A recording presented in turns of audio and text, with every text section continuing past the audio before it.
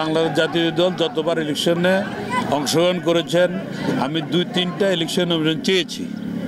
আর যেহেতু তখন ইলেকশন করার মধ্যে সেই ক্যাপাবিলিটি, সেই বয়স এবং পরিস্থিতি ছিল না, হয়তো দল আমাকে মনে করেছে তো ওই সময় আমি ইলেকশনের যোগ্য নয়, যার কারণ দল আমাকে ওই সময় দেয়নি। দেখেন, ঘুমিয়ে আছে শিশুর ভিতরে সব শিশুর অন্তরে। আমি 90 সালে রাষ্ট্র ইলেকশন করেছি, সেখানে পাশ করেছি। আমি বিজিএম ইলেকশন করেছি, সেখানে পাশ করেছি। এবং আমি এবারও জাতীয় সংসদ নির্বাচন নমিনেশন চাইব। দলের নমিনেশন অনেক, দল যত বড় হবে নেতৃত্বের প্রতিযোগিতা বাড়বে, নেতৃত্ব থাকবে। এবং আমি মনে করি একজন 100 জন লোক নমিনেশন চাওয়ার মতো যোগ্যতামূলক লোক লাকসামে আছে।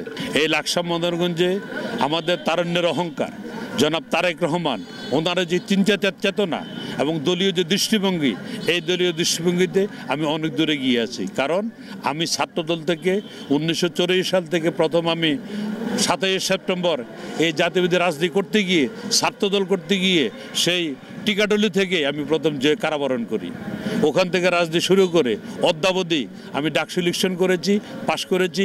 আমাকে তৎকালীন বেগম খালেদা জিয়া এবং আমাদের মহাসচিব ব্যারিস্টার সালাম তালুকদার ওনারাই নমিনেশন দিয়েছে, আমি ইলেকশন দিয়ে পাশ করেছি।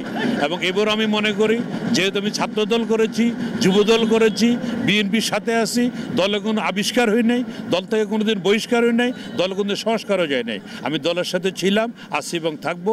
আমার রাজনীতি ছাত্রদল থেকে, যুবদল থেকে ইনশাআল্লাহ আমি মনে করি দল সঠিক সিদ্ধান্ত নিবে এবং আমাকে নমিনেশন দিবে। আমি নমিনেশন করে শতভাগ আশাবাদী। বাকিটা আমার নেতৃবৃন্দ যদি মনে করে আমার থেকে কোনো যোগ্যতা সম্পন্ন লোক লাকসাম আছে, আমি দলের সিদ্ধান্ত মাথা পেতে নিব ইনশাআল্লাহ।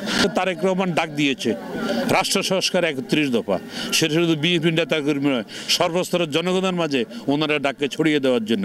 আমি মনে করি বিএনপি একজন সমর্থক হিসাবে, একজন কর্মী হিসাবে, ছাত্রদলের সাবেক নেতা হিসাবে, যুবদলের সাবেক নেতা হিসেবে এটা আমার নৈতিক দায়িত্ব আমার নেতার আদেশকে ফলো করা। সেই ফলশ্রুতিতে আমি ওনার 31 দফা লিফলেট বিতরণ করেছি এবং দলকে হানাহানি মুক্ত করে, দলকে সেই কোন্দল মুক্ত করে, দলে বৈষম্য সৃষ্টি না করে সবাইকে ঐক্যবদ্ধ থেকে দলের জন্য কাজ করার জন্য।